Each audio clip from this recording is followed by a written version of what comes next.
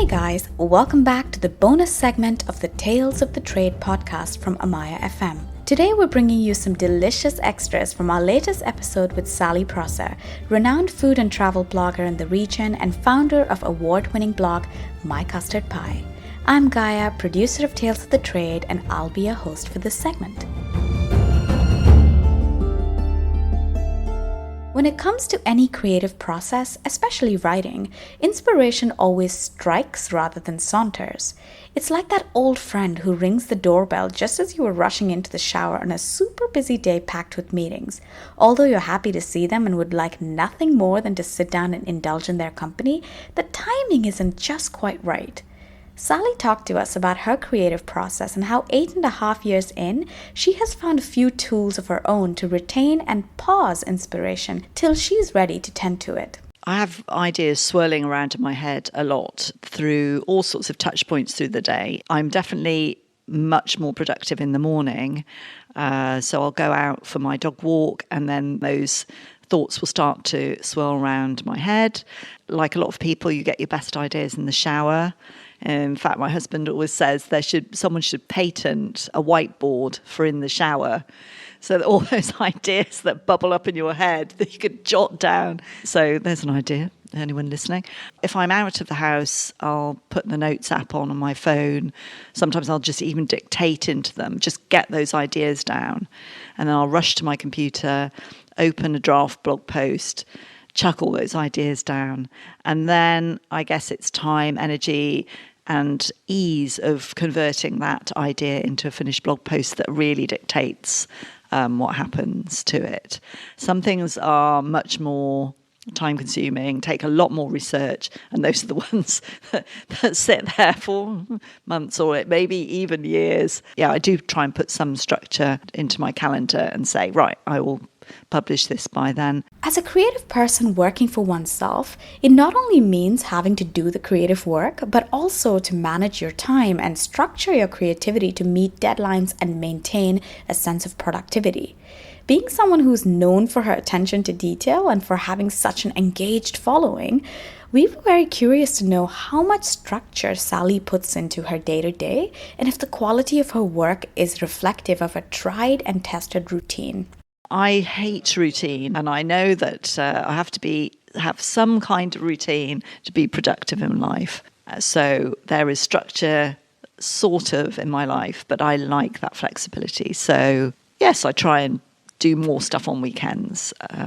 But because I'm freelance, because of my client work, obviously there are deadlines, etc., and there's things I have to do every day, but I can be flexible, and that really suits me. I'm more creative than structured, I would say. I know you can be creative and structured, but I really respond to going with the flow. With new food blogs popping up every day, often content about food seems derivative, feeling like they are different versions of the same thing. Sally's blog, however, has always had a distinctive point of view that feels fresh and original. I'm very mindful that the information that I provide is very accurate and well researched. I mean, there's a place for the top 10, etc., and it's just very top line stuff. And there's a lot of stuff on the internet that's just recirculated and it becomes truth because it's repeated again and again and again, and it's not. The delightful specificity of her blog is definitely something that sets it apart, like this charming little observation and story about caramelizing onions. Recently, there's been a big hoo-ha about caramelized onions. Caramelized onions do not take 5 to 10 minutes to caramelize in any stretch of the imagination. But someone must have written that at some point. So now lots and lots of recipes say caramelize the onions should 5 to 10 minutes. It doesn't. It'll take 25 minimum to 40 minutes. It's not quick. But this myth has been perpetrated. So I'm very anti those myths. If I'm giving information and if I'm not sure about it and I really, really can't check that, or it's an opinion, I tend to just be upfront about that. At the end of the day, that's what makes my blog unique. As someone who's been doing this for 8.5 years, Sally's advice for bloggers wanting to monetize by working with brands is extremely valuable. If I was starting out and I wanted to monetize my blog and I wanted to attract brands who had budget but who I could work with, although I don't like ever working for free, I would go and do some things with some brands I wanted to endorse for free, even if especially if they were small brands who didn't have a budget, people that I really wanted to get behind. And I'd build that up as a track record so that I could go to people with budgets and say, I've done that with this person. I'd pitch to people I wanted to work with. That's the way I'd do it. So, yeah, that's what I'd advise. Obviously, everyone has to make their own decisions. And that's easy to say if you're not relying solely on that income to put bread on the table.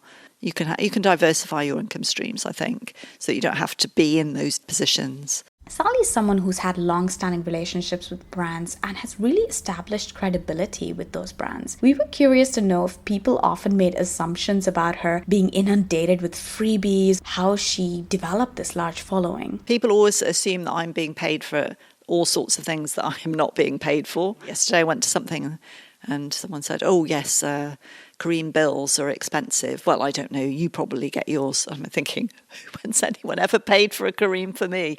I was gobsmacked. And oh yes, your following is completely organic, as though, and there's no evidence of you ever using bots. I thought, yes, but this was seen as a very, very unusual thing. When you work for yourself, you're always looking at things from the inside out, which often means that you don't take the time and often don't have the time to celebrate the small victories and the big milestones.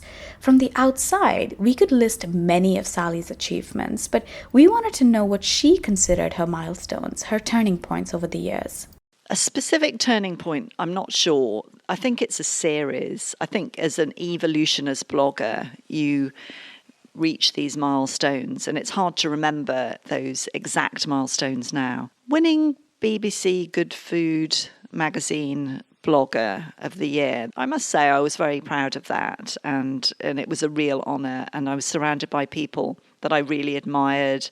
That was fantastic. I was linked in The Guardian a long time ago, top 50 food bloggers, and I was mentioned there, and that was a huge deal. So that's a turning point.